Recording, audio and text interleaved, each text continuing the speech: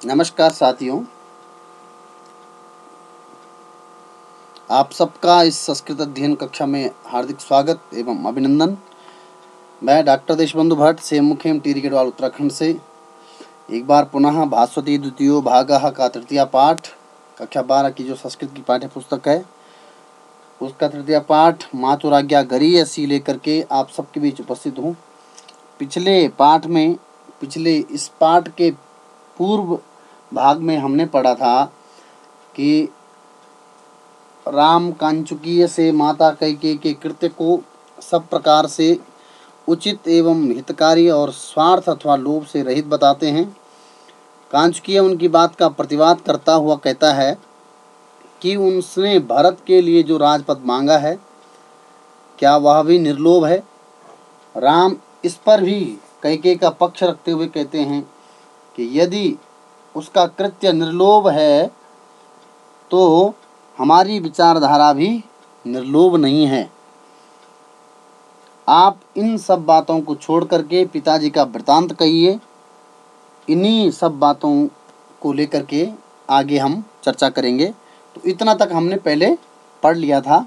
तो चलिए इस नाटक का जो ये प्रतिमा नाटकम से लिया गया है इसका हम आगे का भाग पढ़ते हैं। तो इसमें क्या है, चलिए सीधा हम उसके उच्चारण पर चलते हैं। कांचुकीय कहता है, अथ च तया नाहूतोपसृतया भरतो विशिच्यतां राज्य इत्युक्तम् अत्राप्य लोभः। रामः आर्य भवान् खल्लु अस्मत्पक्षपातादेव नार्थमवेक्षते कुतः शुल्के विपणितं राज्यं पुत्रार्थे यदि याच्यते तस्या लोभोऽत्र नास्माकं भ्रातृराज्यापहारिणाम्। कांचुकीयः अथ रामः अतः परं न मातुः परिवादं श्रोतुमिच्छामि महाराजस्य वृत्तान्तस्तावदभिधीयताम्। कांचुकीयः ततस्तदानीं शोकादवचनाद्राज्ञा हस्तेनैव विसर्जितः किमप्यभिमतं मन्ये मोहं च नृपतिर्गतः। तो ये नाट्यांश का एक अंश है इसमें नाटक का। तो इसका अर्थ हम आपको हिंदी में बता देते हैं। इसका अर्थ क्या है, भावार्थ क्या है। तो राम कैकेयी द्वारा भरत के लिए राजपद और अपने लिए वनवास की मांग करने को अनुचित नहीं मानते हैं, वरन उसे कैकेयी के लोकोपकारक निस्वार्थ कार्य के रूप में देखते हैं। इस पर कांचुकीय राम के मत से असहमति व्यक्त करता हुआ कहता है कि यद्यपि महाराज दशरथ ने राज्याभिषेक के संदर्भ में विचार विमर्श के लिए कैकेयी को नहीं बुलाया था, तथापि उसने बिना बुलाए ही महाराज के पास जाकर उनसे भरत का राजपद पर अभिषेक करने के लिए कहा। क्या उसका यह कार्य भी लोभ रहित था? तो ये कांचुकीय पूछता है राम जी से।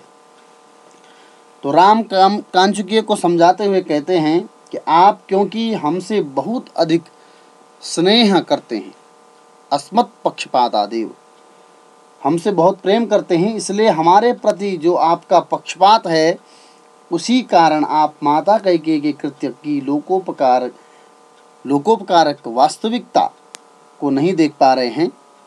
क्योंकि यह कुतः शुल्क अथवा पुरस्कार के रूप में कभी राजा ने राज्यादि देने की प्रतिज्ञा कैकेयी से की थी। शुल्के विपणितम राज्यम, शुल्क अथवा पुरस्कार के रूप में कभी राजा ने राज्यादि देने की प्रतिज्ञा कैकेयी से की थी। आज यदि उस प्रतिज्ञा को पूरा करने के लिए माता कैकेयी ने अपने पुत्र भरत के लिए उस राज्य को मांग लिया है तो इसमें अनुचित क्या है, ये राम जी कहते हैं। अर्थात मेरे विचार में उन्होंने कुछ भी अनुचित नहीं किया है, फिर भी तुम इसे उनका लोभ अथवा स्वार्थ कहते हो।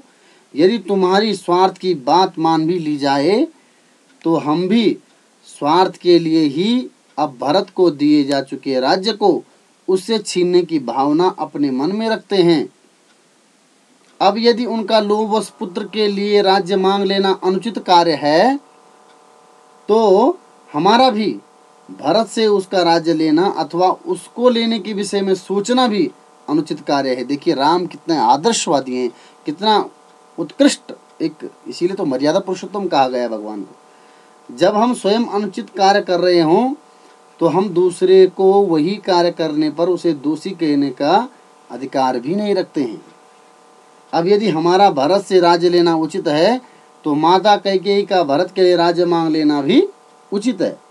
वह किसी प्रकार दोषी नहीं है और उनका यह कृत्य अनुचित कभी नहीं हुई। तो कांचुकीय कहता है अथ कांचुकीय और भी कहकर कुछ अन्य बातों को बताकर कैकेयी के कृत्य की निकृष्टता को सिद्ध करना चाहता है, किंतु राम उसे आगे न बोलने से रोकते हुए कहते हैं कि अतः परम न मातुः परिवादम श्रोतुम इच्छामि। अब आगे मैं अपनी माता कैकेयी की और अधिक निंदा नहीं सुनना चाहता हूँ, इसलिए बस करो और मुझे पिताजी का वृतांत सुनाइए कि उन पर कौन सा संकट आ पड़ा है जिससे मुझे उनकी रक्षा करनी है। तब कांचुकीय उनसे महाराज की दशा का वर्णन करता है और कहता है कि जो जिस समय मैं वहां गया था तो मैंने वहां पर ततस्तदानीम उस समय मैंने कैसा देखा। आपके वनगमन की बात से महाराज शोक के सागर में डूब गए, इस कारण उनके मुख से कोई शब्द नहीं निकल पा रहा था। उन्होंने बिना कुछ बोले ही मुझे हाथ का संकेत करके आपके पास भेजा है। शोकादवचनाद राज्ञा हस्ते नैव विसर्जितः। मेरा मानना है कि आपके वियोग को न सहन कर पाने के कारण ही वह अभीष्ट मूर्छा को प्राप्त हो गए हैं। अर्थात महाराज अपनी आंखों के सामने आपको वन जाते नहीं देख सकते हैं, इसलिए वह उससे पहले ही मूर्छित होकर पृथ्वी पर गिर गए हैं। तो ये इस नाटक का प्रथम अंश है, अभी इस वाली स्लाइड, इस वाले अध्याय का। तो अगले उसमें चलते हैं हम। अगले उसमें क्या है, रामः कथम मोहमुपगतः नेपथ्ये। नेपथ्य वेश रचनाग्रहम नेपथ्यम कहा गया है। जहाँ नाट्य मंच होता है, रंगमंच होता है, रंगमंच के पीछे वाला हिस्सा वो वेश रचनाग्रह होता है, तो उसको नेपथ्य कहते हैं। वहाँ से आवाज आती है कथम मोहमुपगता इति यदि न सहसे राज्ञो मोहम धनुस्पृशमादयाम।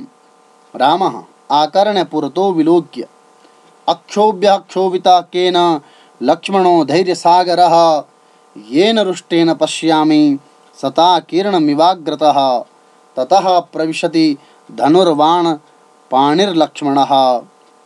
लक्ष्मणः सक्रोधं कथम कथम मोहमुपगत इति यदि न सहसे राज्ञो मोहम धनुस्पृशमादयाम स्वजन निवृत्तः सर्वोप्येवं मृदुः परिभूयते अथ न रुचितं मुञ्चत्वं मामहं कृतनिश्चयो युवतिरहितं लोकं कर्तुं यतश्चलिता वयम्। तो ये लक्ष्मण कहते हैं। अब इसका हिंदी भावार्थ हम जान लेते हैं। तो पिता के मूर्छित होकर पृथ्वी पर गिरने का समाचार सुनकर के राम व्यथित होकर कांचुकीय को प्रश्नात्मक दृष्टि से देखते हुए कहते हैं कि क्या पिताजी सचमुच में वास्तव में मूर्छित हो गए हैं। तो जब उन्होंने ये शब्द कहा तो उसी समय नेपथ्य से, जो वेश रचनाग्रह है, रंगमंच के पीछे वाला भाग होता है जहाँ पर नाट्यकर्मी लोग तैयार होते हैं, वहाँ से आवाज़ आती है। तो कथम मोहमुपगता, तो यही आवाज़ आती है कि क्या पिताजी वास्तव में मूर्छित हो गए हैं। तो जिसमें कोई पूछ रहा है क्यों मूर्छित हो गए हैं, कथम मोहमुपगता, ऐसी बात आती है। यदि राजा की मूर्छा को सहन नहीं कर सकते हो तो धनुष ग्रहण करो, दया मत दिखाओ। राम इस ध्वनि को सुनकर और सामने देखकर कहते हैं आकर्ण्य पुरतो विलोक्य। सुनते हैं इस ध्वनि को, जो ये कह रहे हैं पीछे से, तो इसको सुनते हैं और आगे देखते हैं। तो राम कहते हैं अक्षोभ्य क्षोभिता केन, यह तो वीर लक्ष्मण की आवाज़ है जिससे वह क्रोधित लगते हैं। लक्ष्मण का स्वभाव तो ऐसा नहीं है कि किसी साधारण सी बात पर वह विचलित हो जाए। वह तो धैर्य में सागर के समान धीर गंभीर और शांत हैं। वे सागर की भांति जल्दी से विचलित नहीं होते। निश्चय ही किसी ने उन्हें अनुचित बात कहकर इस प्रकार उत्तेजित कर दिया है। पता नहीं किस अज्ञानी ने उन्हें उत्तेजित कर दिया है कि यदि उसे लक्ष्मण के क्रोध का ज्ञान होता तो वह कदापि उन्हें उत्तेजित न करता, क्योंकि मैंने लक्ष्मण का क्रोध देखा है। जब वह क्रोधित होते हैं तो लगता है मानो वह एक व्यक्ति नहीं वरन सैकड़ों वीर हैं। सता किरणमिवाग्रतः। तो ये राम जी कहते हैं ततः प्रविशति धनुर्बाण पाणिर्लक्ष्मणः। तो राम के ऐसा सोचते हुए क्रोधपूर्ण मुद्रा में हाथ में धनुष बाण लिए लक्ष्मण रंगमंच पर प्रवेश करते हैं और क्रोधपूर्ण स्वरों में अपनी नेपथ्य वाली बात को दोहराते हैं कि पिताजी क्यों क्यों मूर्छित हो गए। एक प्रकार से वे राम को उद्देश्य करके कह रहे हैं सक्रोधम कथम कथम मोहम उपगतैति। तो क्या कहते हैं आगे श्लोक में कहा है यदि न सहसे राज्ञो मोहम धनुष प्रशमादयाम। यदि तुम राजा की मूर्छा को सहन नहीं कर सकते हो तो शीघ्र ही अपने धनुष बाण उठाओ और राजा की मूर्छा के कारण को समूल नष्ट कर दो। इस विषय में तनिक भी दया दिखाने की आवश्यकता नहीं है। यह संसार की परंपरा है कि जो व्यक्ति कोमल स्वभाव का होता है और अपने परिजनों आत्मीय जनों की अपराध करने पर उन्हें क्षमा कर देता है, वही व्यक्ति आत्मीय जनों से तिरस्कृत होता है। उसकी प्रताड़ना को उसे सहन करना पड़ता है। इसलिए अपना तिरस्कार करने वाले आत्मीय जनों को नष्ट कर देना चाहिए। यदि आपको मेरा यह मत अच्छा नहीं लगता है तो मुझे अपने आज्ञा पालन से मुक्ति दीजिए, जिससे मैं अपने इस कार्य को निश्चित भाव से कर सकूं। पिताजी की मूर्छा के मूल में स्त्री युवती ही है। युवती रहितम लोकम कर्तुम यतश्चलिता वयम। युवती ही कारण है और हम स्वयं भी राज्याभिषेक से वंचित करके इन्हीं युवतियों के हाथों चले गए हैं। अतः मैंने इस संसार को युवतियों से रहित करने का दृढ़ निश्चय कर लिया है। तो ये लक्ष्मण कहता है। तो आज के लिए इतना ही काफ़ी है। अगली कड़ी में हम शीघ्र उपस्थित होते हैं। चलिए अच्छा बीच में है अभी और है एक सेकंड। सीता आर्यपुत्र रोदितव्ये काले सौमित्रिणा धनुर्गृहीतम् अपूर्वा खल्व अस्य आयासः। रामः सुमित्रा मातः किमिदं लक्ष्मणः कथं कथं किमिदं नाम क्रम प्राप्ते हृते राज्ये भुवि सोच्यासने नृपे इदानीमपि संदेहः किं क्षमा निर्मनस्विता। सुमित्रा मातः अस्मद् राजभ्रंशो भवत उद्योगं जनयति आह अपंडितः खलु भवान्। भरतो वा भवेद् राजा वयं वा ननु तत्समं यदि तेस्ति धनुस्लागा स राजा परिपाल्यताम्। लक्ष्मणः न शक्नोमि रोषं धारयितुं भवतु भवतु गच्छामस्तावत् प्रस्थितः। रामः त्रैलोक्यं दग्धुकामेव ललाट पुट संस्थिता भ्रकुटिर्लक्ष्मणस्यैषा नियतीव व्यवस्थिता सुमित्रा मातः इतस्तावत्। तो इस प्रकार का संवाद होता है ना उसमें। तो इसका अर्थ जान लेते हैं कि राम का राज्याभिषेक रुक गया है, उन्हें वनवास के लिए जाना है। राजा दशरथ मूर्छित होकर धरती पर गिर पड़े हैं। ऐसी दुखपूर्ण स्थिति में लक्ष्मण क्रोधित हैं। यह देख करके सीता को आश्चर्य होता है। इसीलिए वे राम से पूछती हैं कि आर्यपुत्र यह तो दुख के कारण रोने का समय है, फिर ऐसे समय में लक्ष्मण ने क्रोध से धनुष क्यों उठा रखा है। इनका यह कार्य निश्चय ही आश्चर्यकारी है। सीता के इस वचन को सुनकर राम लक्ष्मण से पूछते हैं कि लक्ष्मण यह क्या है, तुम इस प्रकार उत्तेजित क्यों हो। तब लक्ष्मण एक प्रकार से खींचते हुए राम से कहते हैं क्यों इतना सब होने पर भी आप मुझसे पूछ रहे हैं कि यह सब क्या है, अथवा मैं उत्तेजित क्यों हूँ। यदि आप जानना चाहते हैं तो मैं इसका कारण आपको बताता हूँ।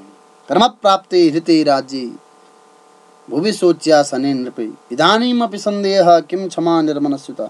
हमारे वंश की परंपरा है कि बड़ा पुत्र ही राजा बनता है। इस परंपरा के अनुसार आपका राज्याभिषेक होना चाहिए था, किंतु हमसे वह राज्याधिकार छीन लिया गया है। महाराज पिता दशरथ शोचनीय स्थिति में मूर्छित हो पृथ्वी पर पड़े हैं। इतना सब होने पर भी आप इस समय मुझसे पूछ रहे हैं कि यह क्या है? क्या अब भी कुछ और होना शेष रह गया है जिसके होने की आपको शंका है? अर्थात इससे अधिक अनाचार और अथवा अनहोनी हमारे लिए क्या हो सकती है? इस समय मेरी समझ में यह नहीं आता है कि आप ऐसी विपत्ति में शांत कैसे हैं, क्यों हैं? इस समय तो आपको इस विपत्ति के प्रतिकार में संलग्न होना चाहिए था, मगर आप उल्टे मुझसे ही पूछ रहे हैं कि यह क्या है। आपके इस व्यवहार को मैं क्षमा कहूँ अथवा इसे आपकी आत्माभिमान शून्यता कहूँ, मेरी समझ में कुछ नहीं आता है, ये लक्ष्मण कहता है।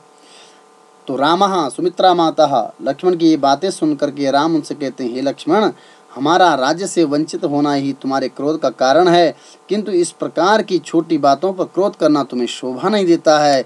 इस बात को देखकर तो लगता है कि तुम निश्चय ही विवेक शून्य हो गए हो। अपंडितः खलु भवान, जो कि ज्ञानी का लक्षण नहीं है। आगे राम कहते हैं, चाहे भाई भरत राजा बने अथवा हम राजा बने, इस बात से क्या अंतर पड़ता है? तुम्हारे लिए तो दोनों ही स्थितियां एक समान है। यदि तुम्हें अपने धनुष पर इतना भरोसा अथवा अभिमान है जो कि तुम संपूर्ण पृथ्वी को युवती रहित करने की बात कर रहे हो, तो तुम्हें होने वाले उस नई राजा भरत की रक्षा करके अपनी धनुर्विद्या को सार्थक बनाना चाहिए।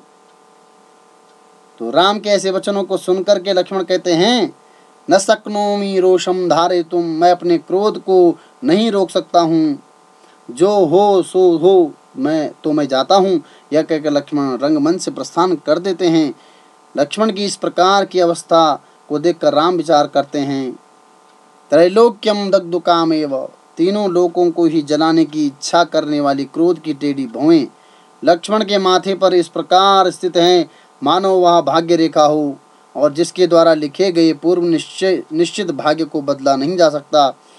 इसी प्रकार लक्ष्मण की टेढ़ी भौं को देखकर लगता है कि लक्ष्मण ने क्रोध में भरकर जो पृथ्वी को युवती रहित करने का निर्णय लिया है वह पूर्ण होकर ही रहेगा, उसे रोका जाना संभव नहीं है। सुमित्रा माता इतस्तावत, यह सब विचार करके वे लक्ष्मण को शांत करने के लिए अपने समीप बुलाते हैं। बुलाते हुए कहते हैं कि लक्ष्मण लक्ष्मण इधर आओ, इधर आओ, इधर आओ। तो इस प्रकार ये जो आज का अध्ययन था, इस प्रकार हमने